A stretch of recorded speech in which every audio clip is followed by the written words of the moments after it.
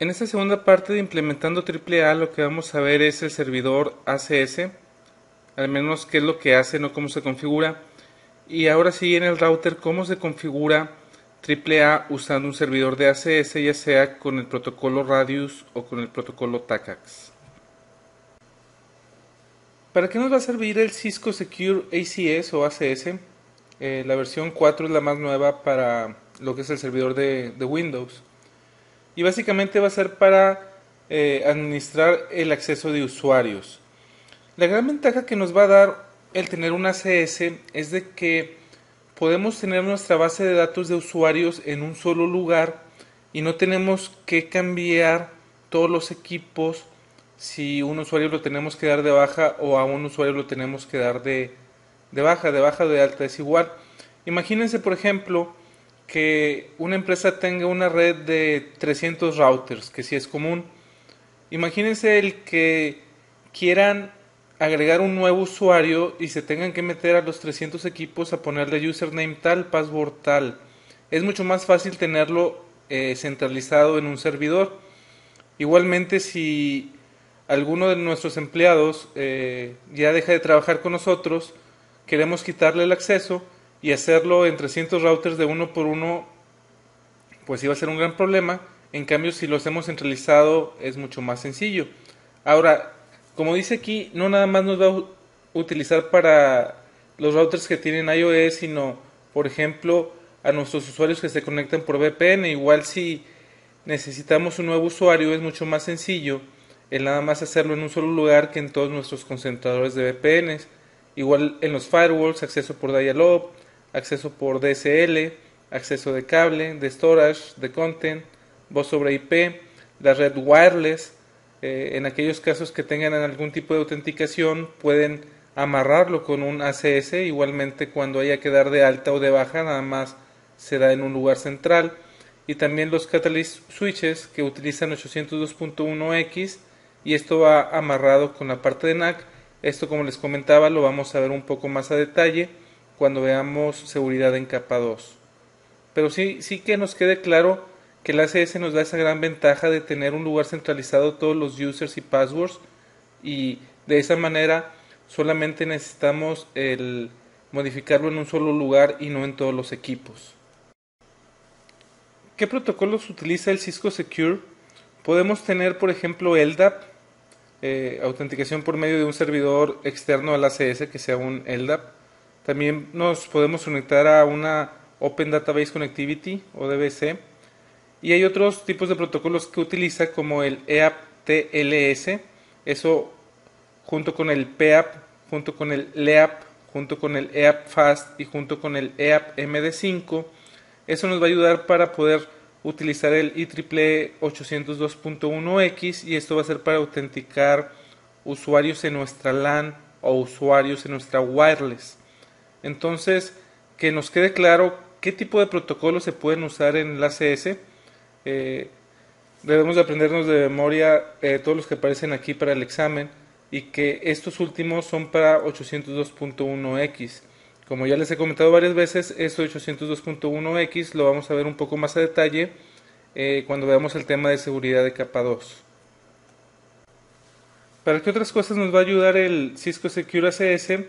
Podemos, por ejemplo, bajar ACLs o Access Control List a cualquier equipo de capa 3, por ejemplo, a los routers Cisco, a los firewalls, a concentradores de VPNs. Es decir, dependiendo de qué usuario se autentique, podemos bajar dinámicamente listas de acceso a los routers, a los firewalls y a los concentradores de VPN.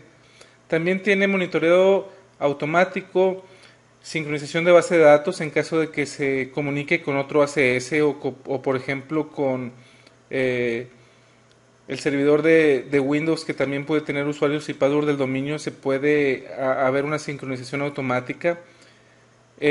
Nos sirve también de bastante cuando tenemos alguna implementación grande para que automáticamente importe aquellas herramientas que sean necesarias.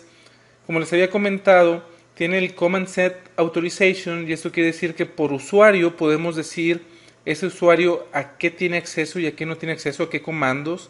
Es decir, podemos dejarle que haga un show run pero que no haga un config t, por ejemplo.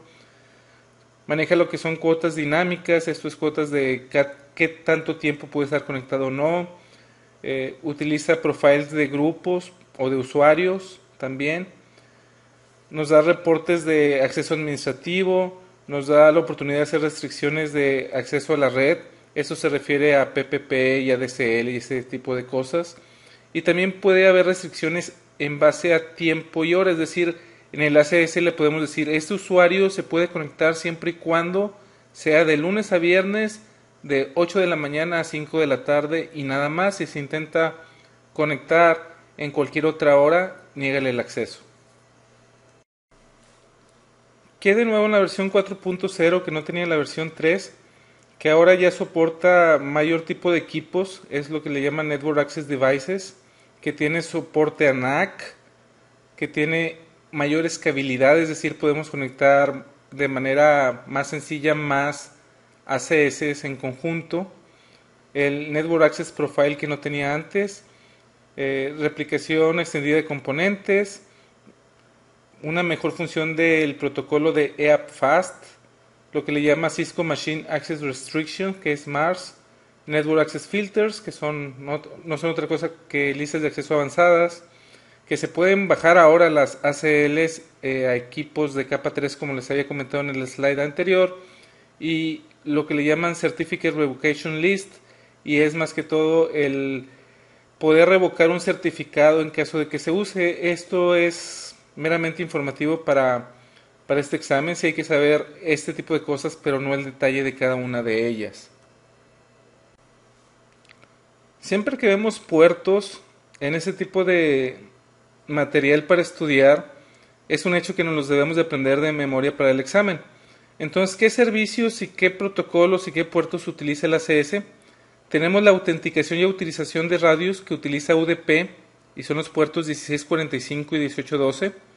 Tenemos la parte de accounting de radios que utiliza UDP en los puertos 1646 y 1813. Tenemos TACAX Plus, que utiliza el protocolo TCP, el puerto 49. El puerto que utiliza para la replicación de base de datos el ACS es TCP/2000, al igual que la RDBMS Synchronization, que es otra base de datos, también es el puerto 2000.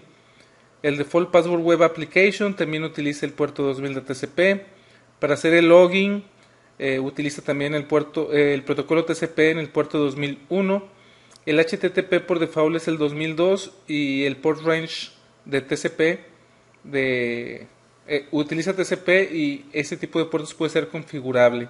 Entonces, cuando nosotros hacemos un login al ACS, lo que vamos a hacer es ponerle, por ejemplo, si la dirección del ACS es la 192.168.1.1, le pondríamos http 192.168.1.1 2002 porque no utiliza el puerto 80 sino el puerto 2002, aunque se puede configurar a que sea el puerto 80. Un servidor de ACS puede ser usado como servidor TACAX o como servidor Radius o como los dos al mismo tiempo. La primera diferencia que vemos entre TACAX y Radius es de que Radius es un estándar, mientras que TACAX es un protocolo propietario de Cisco. De hecho, un servidor Radius se puede montar en un Windows Server sin ningún problema. De hecho, Windows tiene su servidor de Radius como tal y es un servicio que lo pueden habilitar ahí. Los que tengan Windows Server pueden probar el Radius ahí. Otra diferencia que pudimos ver es de que Radius usa UDP y que TACAX utiliza TCP. Ahora bien, TACAX puede controlar el nivel de autorización, es decir, si es nivel del 1 al 15, y Radius no puede hacer esto.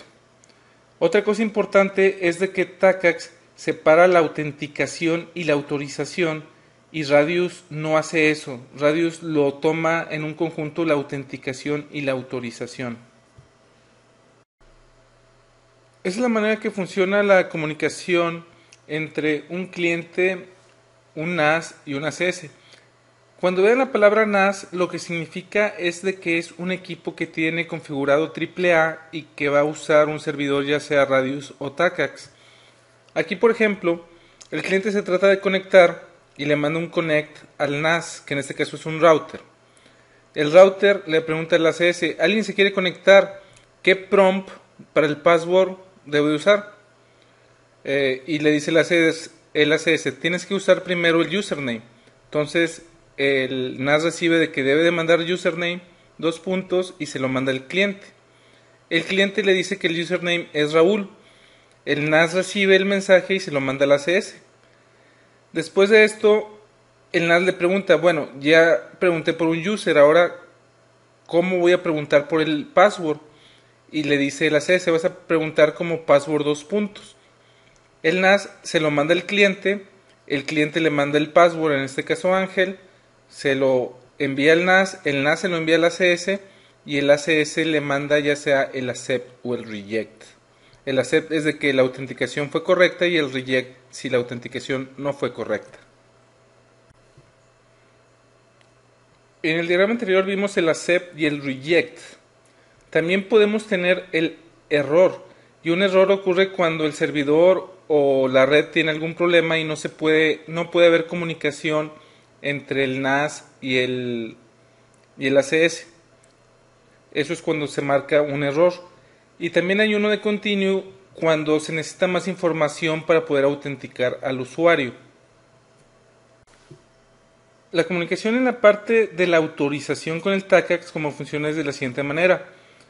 El user, primero el cliente manda quién es, que el usuario es Raúl, y después el NAS le dice que si puede haber autorización de network para Raúl. Entonces el ACS le manda una accept y manda qué opciones son válidas para ese usuario en particular dependiendo de lo que tenga el ACS configurado.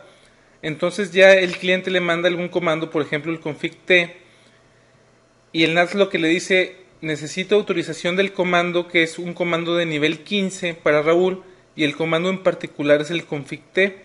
El ACS va a ver en su base de datos si el usuario Raúl puede usar el config-t como comando, y si sí puede le va a mandar un accept. Así es como funciona la autorización en el TACACS. TACACS maneja varios atributos.